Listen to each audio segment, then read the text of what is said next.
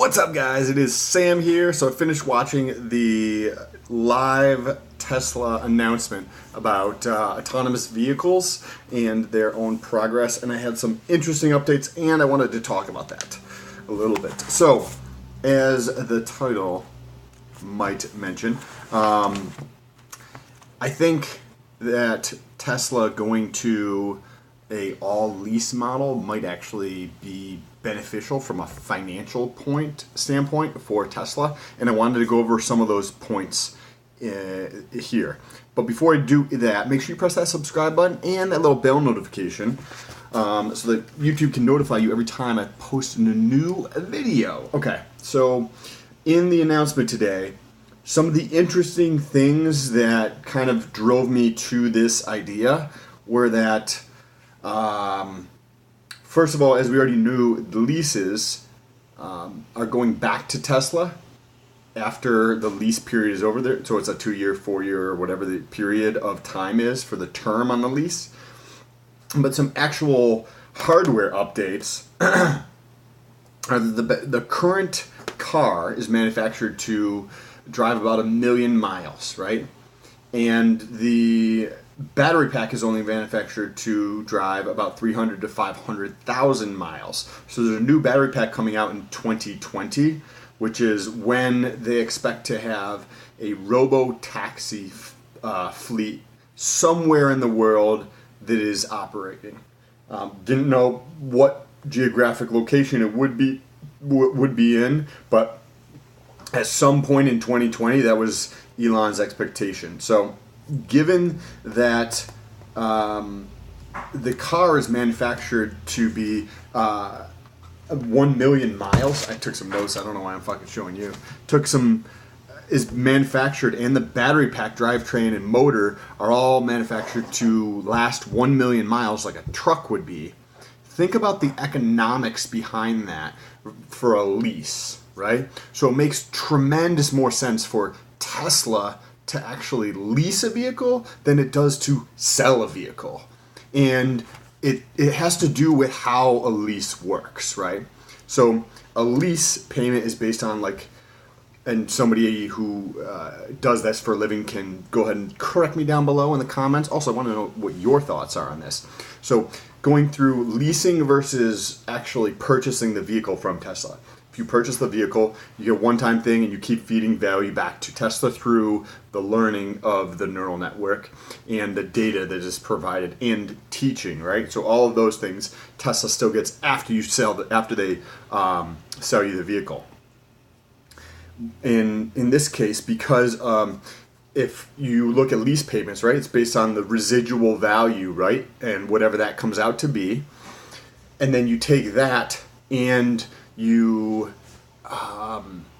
just divide it by the term or something like that, right? So if you have just for easy math, $100,000 vehicle in 3 years, and also leases or residual value is not straight line. So straight line depreciation would be something along the lines of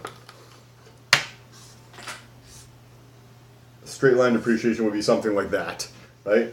1, 2, 3-year period, right? Same amount of depreciation every single year. With vehicles, it tends to be more something like that, where they call it accelerated depreciation. So this would be year 1, and you have all of this here. This would be year 2, you have this, and then year 3, you have this, right? So when you're going through and doing this, you can pull this from some third party so that it looks legitimate, right? Which it would be coming from a third party, right? But the knowledge that Tesla knows and the market doesn't seem to recognize this, is that these vehicles, the residual value is way up here and the market's pricing it way down here.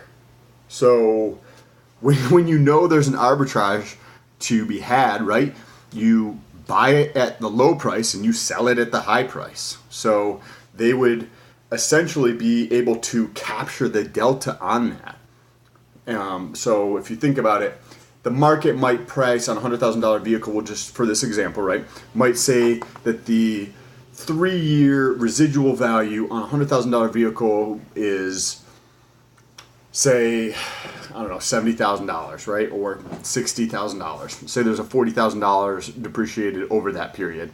Now, and this would just be factored down for the $35,000 or $40,000 Model 3, right?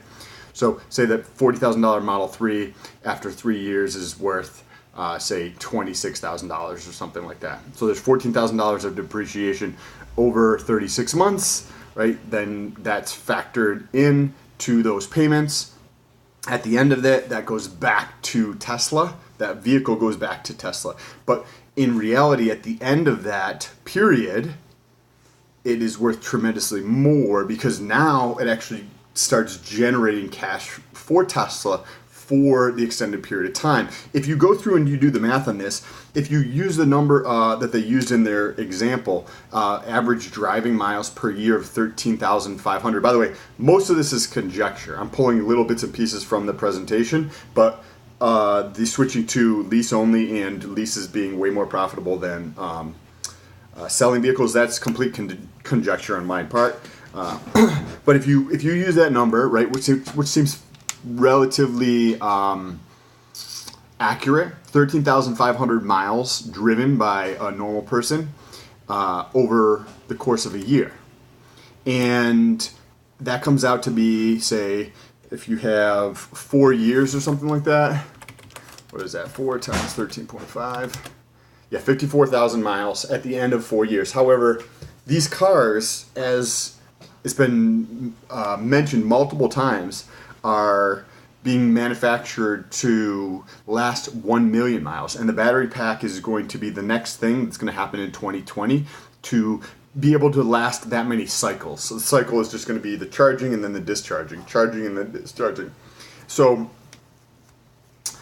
Tesla's going to get this vehicle back with roughly about 5% of the vehicle's useful life used up. But if you went through and you looked at the price, right? If we said the same example here, we had 26 divided by 40, and we roughly depreciated 35% of the vehicle, right?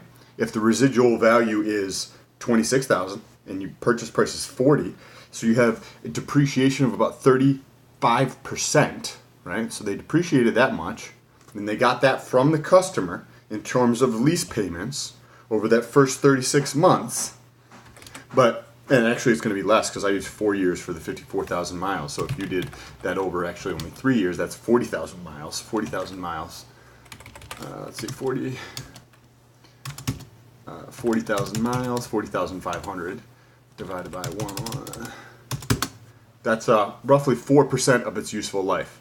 So we're using third-party data that's saying 35% of the vehicle is going to be gone. The value of the vehicle is going to be worth that much at the end of a 3-year period, when actually the useful life of the vehicle, only 4% of that has been used up. If you're going by the miles driven, right? So having something be able to drive that far is not how the market is currently pricing this. So from Tesla's standpoint, they can win on both sides, right? Because they can lease more of these, and I wrote down some points on why this also makes sense besides the actual just math involved here.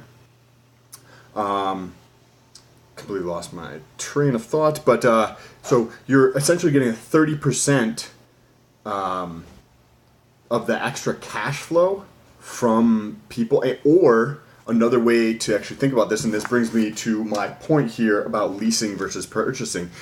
Another way that will put Tesla even further ahead in FSD, full self-driving, is by increasing the fleet, the number of people on the Tesla network, the number of vehicles on the Tesla network. So, right, there's a giant delta there of 30%, right? The useful life, we used up 4% of the miles over the course of a 3-year period, but it was actually depreciated by 35% to use the calculation for a lease payment.